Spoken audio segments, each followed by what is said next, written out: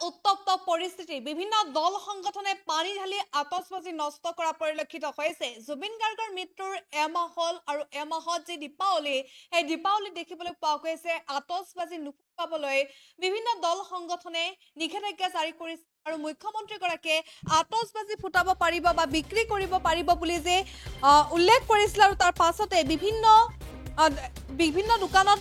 আতচবাজি বিক্ৰী কৰা পৰিলক্ষিত হৈছিল আৰু তাৰ পাছতে উত্তপ্ত পৰিস্থিতি বিৰাজ কৰিছে মৰণত আতচবাজি বিক্ৰীক লৈ এতিয়া উত্তপ্ত পৰিস্থিতি বিৰাজ কৰিছে এই দৃশ্যলৈ ভালদৰে মন কৰক এয়া হৈছে মৰণৰ দৃশ্য দল সংগঠনে পানী ঢালি নষ্ট কৰিলে বহু পৰিমাণৰ আতচবাজি আজি দীপাৱলী আৰু দীপাৱলীত আতচবাজি নুফুটোৱাক লৈ যে নিষেধাজ্ঞা জাৰি কৰিছিল আতচবাজি ফুটাব নালাগে চাকিৰে পোহৰাই তুলিব লাগে কিয়নো আমাৰ প্ৰাণৰ শিল্পীগৰাকী নোহোৱা হোৱা আজি এমাহ হল আৰু সেই গতিকে বিভিন্ন দল সংগঠনে আহ্বান জনাইছিল আতচবাজি নুফুটাবলৈ বা আতচবাজি ব্যৱহাৰ নকৰিবলৈ আৰু তাৰ পাছতে দেখিবলৈ পোৱা গৈছে মৰাণত দোকানত যি আতচবাজি বিক্ৰী কৰিছিল সেই আতচবাজিৰ দোকানত আতচবাজিসমূহ পানী ঢালি নষ্ট কৰা পৰিলক্ষিত হৈছে ইয়াকে লৈ এতিয়া উত্তপ্ত পৰিস্থিতি বিৰাজ কৰিছে মৰাণত অসমৰ হিয়াৰ আমঠু হাৰ্টথ্ৰব জুবিন গাৰ্গৰ ৰহস্যজনক মৃত্যুৰ এমাহ অতিক্ৰম কৰাৰ পাছতো সূৰ্যকণ্ঠগৰাকীয়ে ন্যায় পোৱা নাই আৰু সেই গতিকে এইবাৰ যে দীপাৱলী সেয়া দীপাৱলী পালন নকৰাৰ সিদ্ধান্ত গ্ৰহণ কৰিছিল একাংশই আৰু আতচবাজি ব্যৱহাৰ কৰিব নোৱাৰিব বুলি একাংশই নিষেধাজ্ঞা জাৰি কৰিছিল বা দল সংগঠনে নিষেধাজ্ঞা জাৰি কৰিছিল আৰু তাৰ পাছতে মুখ্যমন্ত্ৰী ডক্টৰ হিমন্ত বিশ্ব শৰ্মাই উল্লেখ কৰিছিল আতচবাজি ফুটাব পাৰিব আতচবাজি কিনিব পাৰিব কিয়নো আতচবাজিৰ উদ্যোগসমূহ নহলে মৰহি যাব বা তেওঁলোকৰ যে বছৰটোৰ বাবে তেওঁলোক ৰৈ থাকে সেয়া তেওঁলোকৰ পৰিয়াল নচলিব যদিহে আমি আতচবাজি নিকিনো বা আতচবাজি ব্যৱহাৰ নকৰো আৰু তাৰ পাছতে দোকানসমূহ দেখিবলৈ পোৱা গৈছিল আতচবাজি বিক্ৰীৰ বাবে আতচবাজি লৈ অনা হৈছিল বা আতচবাজি বিক্ৰী কৰা হৈছিল আৰু তাৰ পাছতে আজিৰ দিনটো দেখিবলৈ পোৱা গৈছে এই দৃশ্যলৈ ভালদৰে মন কৰক এনেদৰে পানী ঢালি আতচবাজিসমূহ নষ্ট কৰা হৈছে আৰু মৃত্যুৰ এমাহ হল আমাৰ প্ৰাণৰ শিল্পী জুবিন গাৰ্গ আৰু তথাপিতো জুবিন গাৰ্গে ন্যায় পোৱা নাই আৰু সেই খুব অসমবাসীৰ মনত আছে সেয়া জুই অসমবাসী কেতিয়াও সহ্য কৰিব নোৱাৰে তথাপিতো আতচবাজি যি বিক্ৰী কৰিছিল দোকানসমূহত সেই দোকানসমূহত এনেদৰে দল সংগঠনে পানী ঢালি নষ্ট কৰা পৰিলক্ষিত হৈছে আৰু জুবিন গাৰ্গৰ ন্যায় নোপোৱালৈকে মৰাণত কোনো উৎসৱ অধিক আত্মহাৰা হৈ পালন কৰাৰ পৰা বিৰত থাকিবলৈও সকিয়নি দিয়া দেখিবলৈ পোৱা গৈছে দল সংগঠনে আৰু ডিব্ৰুগড় চৰাইদেউ জিলাৰ সংগমস্থল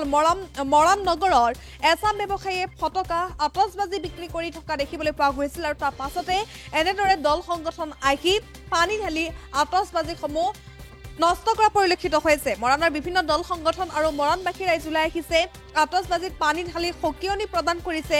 জুবিন গাৰ্গে ন্যায় নোপোৱালৈকে কোনেও ফটকা নুফুটাই দল সংগঠনে অসমৰ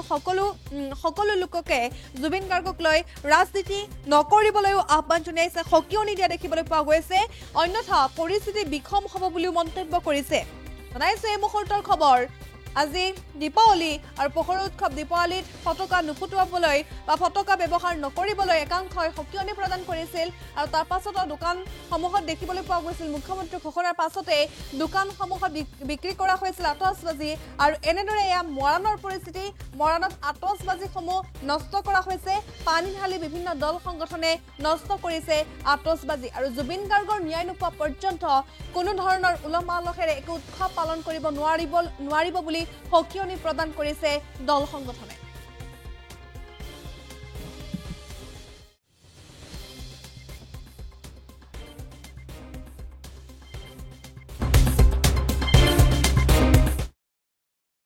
আমি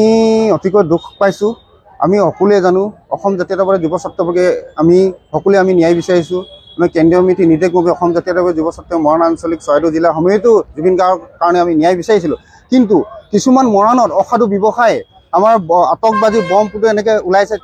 তেখেতসকলক আমি আজি বন্ধ কৰাইছোঁ বিভিন্ন দল সংগঠনৰ লগত মৰাণবাসী ৰাইজে আৰু সকলোৱে জানো যে এই বছৰ আমি অকল মমবাতি জ্বলাই চাকি বন্তি জ্বলাবৰ কাৰণে সকলোকে আহ্বান জনাইছোঁ আতচবাজি ফুটাব নালাগে বুলি ভাবিছোঁ জুবিন দা যেতিয়ালৈকে জাষ্টিছ নাপায় তেতিয়ালৈকে আমি সকলোৱে মিলি বম ফুটাব নালাগে আৰু চাকি বন্তি জ্বলাব লাগে বুলি আমি সকলো অসম জাতীয়তাবাদী যুৱ ছাত্ৰ চৰাইদেউ জিলা সমিতিৰ তৰফৰ পৰা অনুৰোধ জনাইছোঁ একচুৱেলি কথাটো কি হ'ল আমি 3 মাহমান আগতে মোৰ পইচা বেংকৰ পৰা লোন লৈ পিনে দিয়া আছিলে এতিয়া পইচাবিলাক লোন আছে মোৰ বেংকৰ ইণ্টাৰেষ্টটো মই কেনেকুৱা দিম আৰু বেংকৰ লোনটো মই কেনেকুৱা দিম প্লাছ মই থানাত গৈছিলোঁ থানাত ক'লে এনেকুৱা পাৰ্মিশ্যনৰ কাৰণে এপ্লাই কৰা পাৰ্মিশ্যন দিলে লাইচেঞ্চ দিলে আৰু লাইচেন্সটো অকল গ্ৰীণ পতাকা বিক্ৰী কৰিবলৈহে দিয়া হৈছে গ্ৰীণ পতাকাটো ইয়াত এভেইলেবল নাই তো সেই বুলি আপুনি বেলেগ পতাকা বিকিলেতো নহ'ব লাইচেন্সটো আপোনাৰ কি আছে তাত গ্ৰীণ পতাকা লিখা আছে নাই বেংকৰ পৰা আপুনি লোন লৈছে কোনোবা ব্যৱসায়ীয়ে লোন ল'লে বুলি